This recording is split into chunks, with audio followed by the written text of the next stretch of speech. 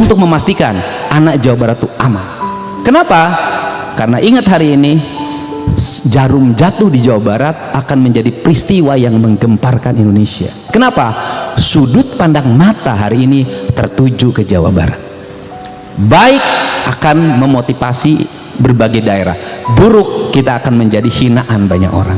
Ini tidak boleh main-main kerja dengan saya. Tidak boleh lagi ada tujuan-tujuan lain kecuali memperbaiki. Semua orang harus bekerja, berusaha untuk senantiasa matanya terbuka, berkendali, berkomunikasi, tidak feodal, tidak lagi feodal gaya raja.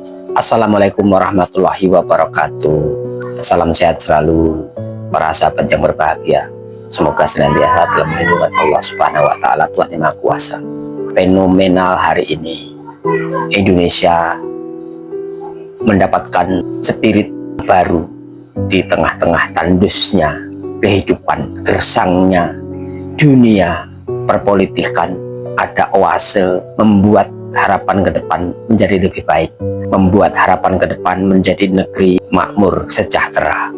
Apa yang terjadi hari ini orang mengaitkan dengan prediksi-prediksi. Tempo hari ada Sunda Empire, Lord Rangga menjadi cemohan banyak orang karena berbicara di luar nalar masyarakat pada umumnya, bahwa dunia nanti akan dipimpin oleh Sunda. Sunda akan menjadi contoh, menjadi kiblatnya dunia. Kemudian ada lagi yang mengaitkan bahwa akan lahir pemimpin yang berasal dari penggembala, pemimpin yang hidupnya menderita, susah, dia akan mempersatukan politik dan budaya. Dari situ akan terbangun kekuatan dan memulihkan kepercayaan bangsa. Dari situ akan dapat memerangi dominasi-dominasi yang merusak bangsa, kebudayaan dari luar, pemujaan kepada orang-orang pendatang.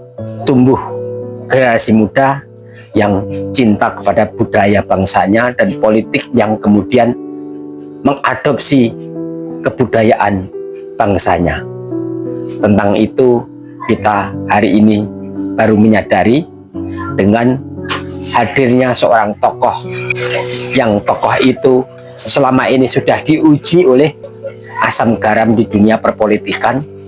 Tempo hari bagaimana dia begitu dicaci maki, dianggap pemimpin musyrik, dijadikan bahan bulian, hujatan, dibangunnya narasi yang mendegradasi bangsa kita, bahwa Indonesia adalah kelasnya orang Jongos, bahwa budaya Indonesia budaya yang penuh dengan kemusyrikan, banyak sekali yang menyembah patung, berhala, kepercayaan animisme, dinamisme terus dipelihara, narasi-narasi bermunculan. Namun seiring dengan waktu, alam sebagai penseleksi siapa yang lebih berkualitas, siapa yang lebih tahan banting, siapa yang bisa terus berkarya, siapa yang terus bisa bekerja, bergerak ke depan dengan prestasi.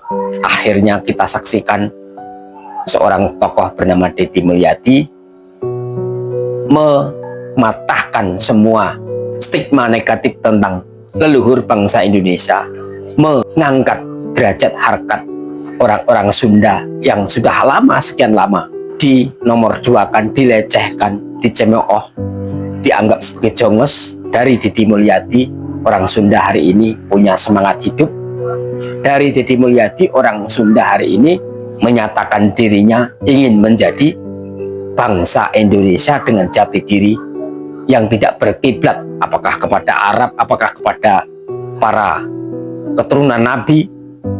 Semua menyadari bahwa dia dilahirkan di negeri yang makmur, memiliki masa lalu yang lebih cemerlang, memiliki kebudayaan, menjunjung tinggi nilai-nilai etika, menjunjung harmonisme dengan lingkungan, menjaga alam yang sekian lama hilang, yang sudah sekian lama doktrin-doktrin dari luar masuk, sehingga anak muda menjadi bukan sebagai generasi pada bangsanya tapi berkiblat pada bangsa lain.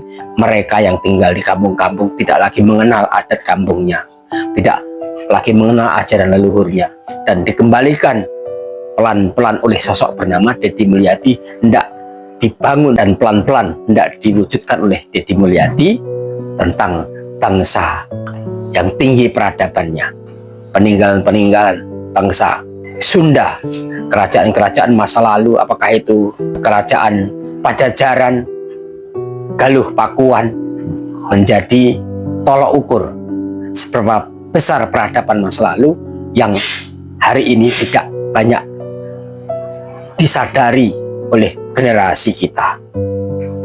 Fenomenal Deddy Mulyadi hari ini membuat tercengang dunia perpolitikan sampai dunia internasional. Sosok yang begitu mendobrak hegemoni kemapanan, sosok yang mendobrak kaum elitis perkotaan, sosok yang menumbuhkan kecintaan kepada hak-hak sipil, harkat hidup orang-orang kecil menjadi suatu ukuran tentang keimanan. Karena orang yang menyatakan diri masuk Islam, dia harus mengamalkan ajaran secara kapah tuntunan agamanya, tidak hanya mampu beribadah taat kepada perintah Tuhannya, tapi juga dia harus mampu menjalankan keselarasan beragama dengan di kehidupan lingkungannya. Apa gunanya tiap tahun kita umroh haji ketika di lingkungan kita menyaksikan ketimpangan sosial, kita berpangku tangan, dilantik menjadi seorang pejabat pekerjaan umum, kemudian jalan-jalan di tempat kita bertugas menjadi kapasitas dan kewenangan, kemudian berpangku tangan, jalan itu bolong, rusak, terabaikan, sementara anggaran yang tersedia begitu banyak cukup untuk membuat jalan itu menjadi bagus, tapi tidak dilakukan, malah sibuk dipakai untuk pergi jalan-jalan, untuk studi banding, dipakai untuk berbagai macam sarasehan, simposium, seminar, kajian, dan apapun namanya yang intinya tidak menyentuh kepada persoalan. Habislah anggaran selama ia menjabat, maka sia-sia amal agamanya. Meskipun tiap malam tahajud, meskipun tiap hari dia berpuasa, meskipun tiap tahun dia pergi naik haji, kalau dia tidak mampu berlaku amanah di setiap jabatan yang ia pegang, gaji yang ia terima, di situ ada hak yang harus ia tunaikan tapi tidak mampu ia dikerjakan, maka itu sebuah kezaliman yang begitu besar yang hari ini banyak tidak disadari oleh para politisi, para pejabat. Mereka sibuk dengan langit dan tidak melihat kerikil-kerikil yang ada di bawah telapak kakinya. Maka dengan datanya Deddy Mulyadi yang setiap hari kita saksikan bagaimana peran sertanya, kontribusinya dari hal yang remeh-temeh ia urusi, dari persoalan anak sekolah sampai kepada persoalan para pejabat, semua dijadikan sebagai edukasi dan program kerjanya.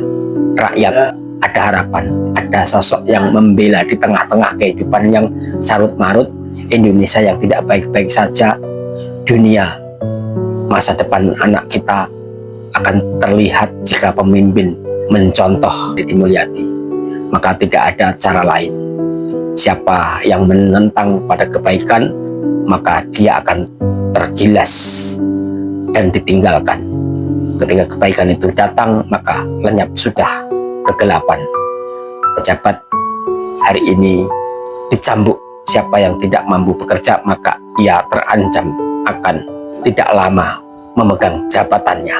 Sanggupkah rakyat terus bersuara, atau rakyat maukah nanti ke depannya terlena oleh janji-janji politik, oleh bansos-bansos yang ditebarkan yang bentuk penjajahan ingin mengambil negeri ini dari tangan rakyatnya, atau dia rakyat beranikah bersuara dengan hati nuraninya tentang masa depan negeri untuk menjadi lebih baik, tidak silau oleh iming-iming para politisi. Mari kita berdoa, jangan tinggalkan sosok Deddy Mulyadi sendirian. Demikian.